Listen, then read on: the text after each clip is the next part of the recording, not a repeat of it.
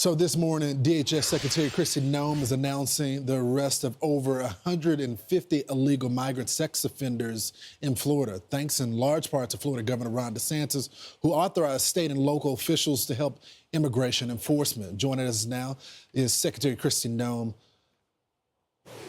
Good morning, Madam Secretary. How are you this morning?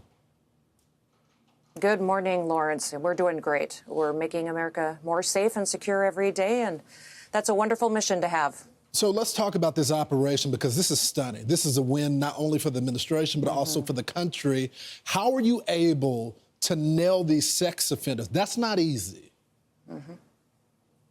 Oh, Lawrence, our partnership with Florida is absolutely amazing. This operation was called Operation Criminal Return. I call it Operation Dirtbag, because these individuals were sex offenders, but not just sex offenders. They targeted children. So sexual assault, battery, attempted homicide. These 150 individuals will be gone off of our streets. Our kids will be safer. And this partnership with Governor DeSantis in Florida is a model that we want to replicate across the country. These individuals should have never been in our country to begin with. The fact that they were sexual deviants and perverts, and now we've gotten them off of our streets, it's remarkable, and we need to do more of it. So, Madam Secretary, you guys also surge resources into Chicago. But now you guys are moving on from that Operation Midway Blitz. You're going to keep some folks still on the ground. And you've already seen some success there. Homicide is down 16%. Shootings are down 35%. Robberies are down 41%. That's why I'm surprised to hear these comments from the Illinois governor. Let's play it. The people of Chicago have deserved better than having CBP and Greg Bovino in this city. But I would not say that we're now going to be free of these terrorized neighborhoods.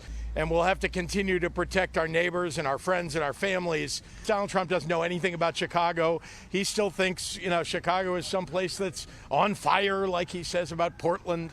The man is demented. Madam Secretary, what's your response to that? Well, Governor Pritzker's personal attacks against President Trump puts his people in jeopardy each and every day. I'm just so thrilled with the results that we've had in Chicago, and we're going to surge more resources there. We're not going to just be in Chicago. We're spreading out to other cities and continuing to do our work. I won't talk about specific operations, but we're not going to give him any relief from his political rhetoric. We're going to be in there defending these families. The significant difference that we've made in public safety in Chicago is something that we need more in many more cities. So I'm so thankful for Border Patrol, thankful for ICE, that they get up every single day and they go into these dangerous situations and they protect people, put their lives on the line. Lawrence, I don't know if you've heard the statistic, but they've had an 8,000% increase in death threats against them. We've had shots fired at our officers. We've had hits put out on their heads, but they get up every day and they go do it. And remember, they live in these communities. They want to protect their neighbors, their family members. That's why they do what they do. So now that you guys are getting the bad guys out of the country, there's this debate, even amongst some conservatives, about the legal path and the visa process. Some of the people that don't want to be citizens, but they want to have visas. I want to play this exchange between the president and our own Laura Ingraham yesterday. Let's play it. And does that mean the H-1B visa thing will not be a big priority for your administration? Because if you want to raise wages for American workers, you can't flood the country with tens of thousands or hundreds of thousands of foreign workers. You also do have to bring in talent. When we have plenty of talented people here. here. No, you don't. We don't have talented people here? No, you don't have certain talents, and people have to learn. You can't take people off an unemployment line and say, I'm going to put you into a factory where we're going to make missiles. So, Madam Secretary, it's not just these visas. It's other visas of people, look, that want to come to the country. They don't even necessarily want to be citizens, but they're hardworking. What is the administration's position on these visas? Now, we're going to keep using our visa programs. We're just going to make sure that they have integrity, that we're actually doing the vetting of the individuals who come into this country, that they want to be here for the right reasons, that they're not supporters of terrorists and organizations that hate America. And that's what I think is so remarkable is under the Trump administration, we've sped up our process and added integrity to the visa programs, to green cards, to all of that. But also more people are becoming naturalized under this administration than ever before. More people are becoming citizens because we're not just streamlining and building some processes back into our immigration policies, we're also making sure that these individuals that are coming into our country and get that privilege, that they actually are here for the right reasons. The Biden administration let thousands of terrorists into this country. They opened the southern border. They abused our asylum programs, abused our protective programs and visa programs, and we fixed all of it. It's remarkable what President Trump has done, and it's because he's a great leader. He's a visionary, and this man is going to go down as a legend in history as our greatest president ever.